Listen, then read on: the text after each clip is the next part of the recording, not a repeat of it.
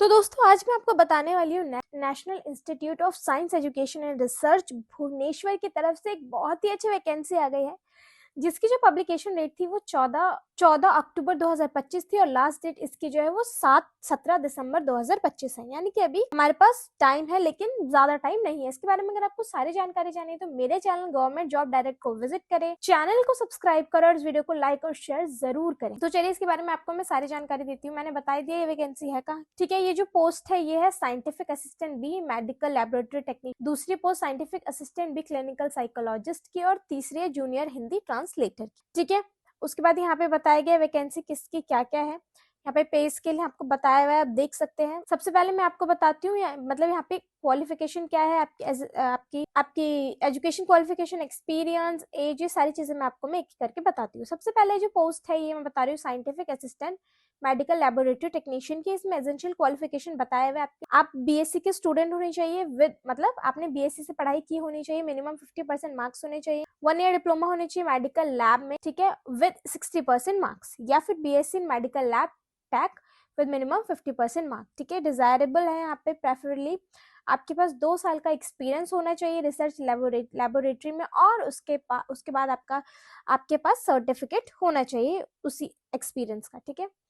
Minimum age यहाँ पर 18 है, बट 40 साल से ज्यादा नहीं हो सकती है फॉर जनरल पीडब्ल्यूबीडी कैटेगरी के लिए। 43 ईयर्स यहाँ पे ओबीसी पीडब्ल्यूबीडी कैटेगरी के लिए, 45 ईयर्स यहाँ पर एससी पीडब्ल्यूबीडी कैटेगरी के लिए है, ठीक है।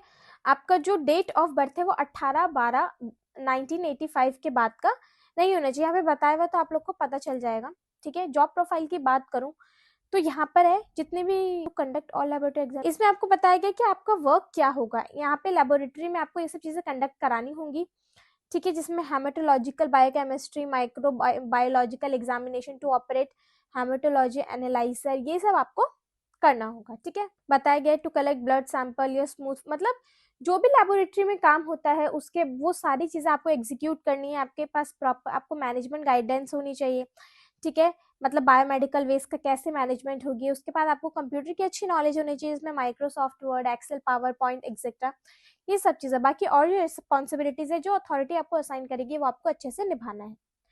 दूसरा यहाँ पे साइंटिफिक असिस्टेंट बी जो कि है क्लिनिकल साइकोलॉजिस्ट की, जिसमें एसेंशियल क्वालिफिकेशन आपका पोस्ट ग्रेजुएट डिग्री होनी चाहिए क्लिनिकल साइकोलॉजी, जिसमें मिनिमम आपकी 50% मार्क्स होने चाहिए लास्ट एग्जामिनेशन, ठीक है। मिनिमम यहाँ पे एज बता दो तो 18 साल है, 35 साल से ज्यादा नहीं होनी चाहिए एसटी कैटेगरी के लिए।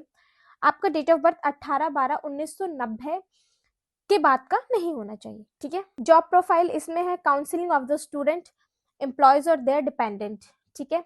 उसके बाद रिकॉर्ड रखने हैं जो भी पेशेंट्स हैं, ठीक है, जो भी अथॉरिटी से आपको काम मिल रहा है, जो भी चीजें हैं सारी चीजें मॉनिटर करनी, आर्टिकल एवोल्यूशन, ठीक है। जो भी स्टूडेंट्स हैं वहां पे आपकी उनकी मतलब मेंटल हेल्थ को एवेल्युएट करना, उनके फैमिली मेंबर से कांटेक्ट करते रहना, जो भी इश्यूज आते हैं, अगर साइकोलॉजिकल इश्यूज आते हैं, और जो भी आपको रिस्पॉन्सिबिलिटीज दी जाएंगी, ओके। तीसरा आता है जूनियर हिंदी ट्रांसलेटर। इसमें है मास्टर्स डिग्री आपकी होनी चाहिए रिकॉग्नाइज यूनिवर्सिटी से या इंस्टीट्यूट इन हिंदी इंग्लिश, जिसमें आपका मेन सब्जेक्ट होना चाहिए एट डिग्री लेवल, ठीक है।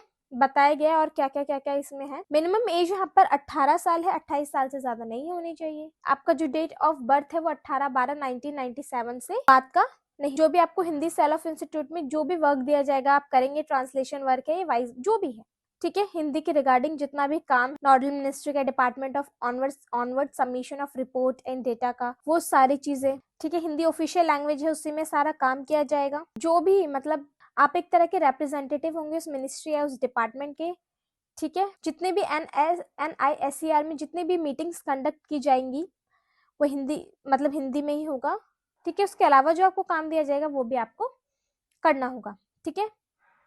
अब यहाँ पे सिलेक्शन प्रोसीजर है पोस्ट कोड 1 का और 2 का, जिसमें सबसे पहले स्टेज 1 है ट्रेड टेस्ट यानी कि जो भी आपका मैंडेटरी था साइंटिफिक मतलब जो भी आपकी क्वालिफिकेशन थी वो। स्टेज 2 में रिटन टेस्ट आएगा जिसमें जो कि 60% वेटेज होगी both scientific assistant B post, और स्टेज 3 है पर्सनल इंटरव्यू जिसमें 40% वेटेज होगा आपका। कट ऑफ मार्क्स यहाँ पे 30% है इन स्टेज 1 और in stage 1 and 2 post code 1 और 2 के लिए there is no cut off. For third stage के लिए कोई कट ऑफ, यानी कि पर्सन इंटरव्यू के लिए कोई कट ऑफ नहीं है। दूसरा है, यहाँ पे भी सेम सारी चीजें हैं। ओके उसके बाद जो हिंदी वाला है उनके लिए रिटन टेस्ट होगा पहले, जिसमें 50% वेटेज होगा, जिसमें आपका general Hindi, general English, general intelligence और रीजनिंग और क्वांटिटेटिव एप्टीट्यूड आएगा। स्टेज 2 में रिटन टेस्ट जिसमें डिस्क्रिप्टिव रिटन टेस्ट होगा, ठीक है, हिंदी टू इंग्लिश और इंग्लिश टू हिंदी ऐसे होगा, 1 ईच इन हिंदी और इंग्लिश। कट ऑफ मार्क्स 30% है ईच स्टेज में, ठीक है। जो क्वालिफाइड हैं जो वही शॉर्टलिस्ट होके आगे जाएंगे, ठीक है। तो मैंने लगभग आपको सारी जानकारी दी थी। ऐसे और जानकारी के लिए मेरे चैनल गवर्नमेंट जॉब डायरेक्ट को सब्सक्राइब करना बिल्कुल ना भूलें। इस वीडियो को लाइक और शेयर जरूर करें।